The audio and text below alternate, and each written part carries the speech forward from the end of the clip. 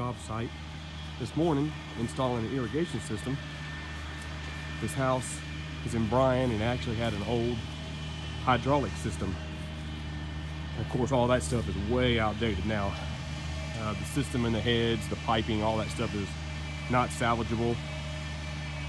So it's easier just to come back and install a new updated one. And that's what we're doing this morning. Got a lot of trees to work around. We're trying to keep all the trenching to the outside.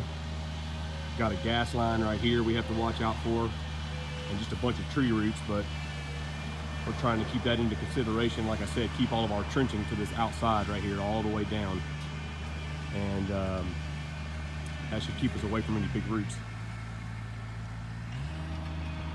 We're going to be putting drip in all the flower beds here, and they go all the way down the side of the house. I wanted to point out real quick, when we're doing these designs, there's going to be times when you have to change it out in the field, and that needs to be reflected in your final drawing. So we've got an example right here. We've got a head right here by this flower bed, and I've got the pipe going to tie in right here by these other heads, and in real life there's a tree right there. Head is supposed to go here, pipe this way. Too many roots, can't do that. Changed it, X this off, draw in the new one. I'll take this back to the office, delete this, and redraw this. That way it's accurate and the customer has it, and they actually need to use the plan to make a repair go faster, which is going to cost them less money in the long run. A lot of people don't do this. They turn the drawing in just to get it approved and don't ever make the changes, and that doesn't benefit anybody. We like to keep our stuff accurate. Something else we do too, see where this live oak drip line is and this other tree's drip line. We try to keep our trenching right on those drip lines and don't get around these root balls any more than we have to, or inside the drip line. We want to stay away from those big roots. So another thing we do and take in consideration when we design this stuff, that helps everybody out in the long run, and don't have to worry about killing trees. We've never had an issue with trees dying after we got done putting in the irrigation system.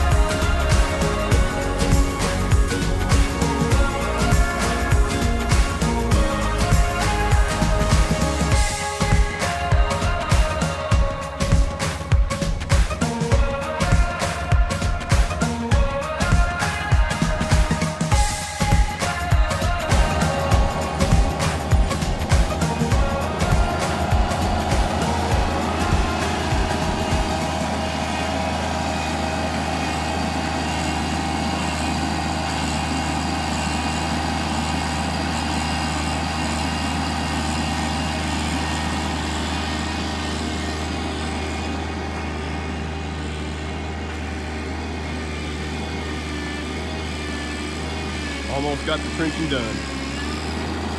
A little bit of cleanup, and we're going to start putting our main line in.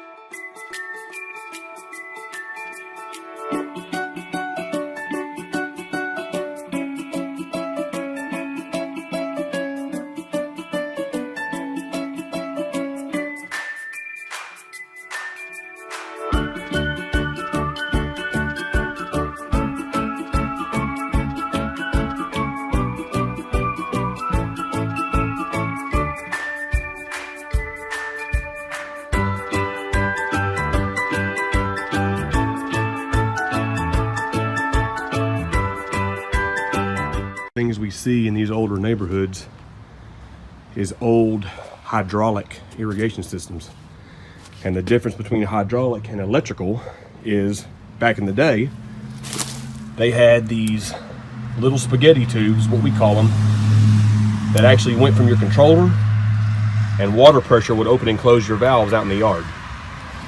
Of course, that's long gone now, so these are replaced with wires. We're actually going to use this same, well, probably not the same pipe, but we're using the same sleeve under the sidewalk to get our wiring, which is here underneath the sidewalk.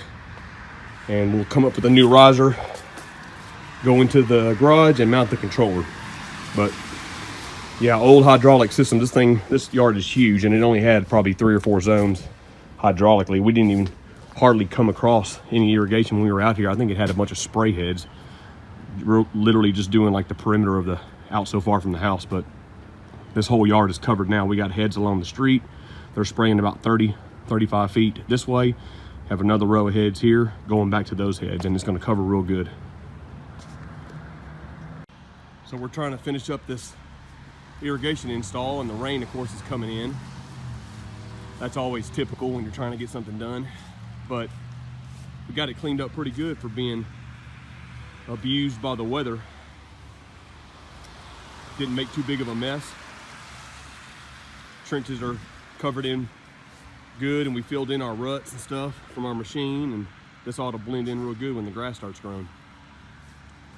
The guys are just cleaning up some stuff, loading up equipment, trying to get out of here before we get some rain. We still have to come back and install drip in the flower beds. We've already piped up for all this stuff though, and we're probably going to end up doing some landscaping for them, so there's no point in putting in new drip when you've got to come in here and till all these flower beds up and add good dirt, and you don't want the drip to be in your way. So we'll be back to do that, as well as doing some grade work in the back from a patio they had installed. But all we have to do here is load up equipment, pick up our trash, and mount the controller, and we're out of here.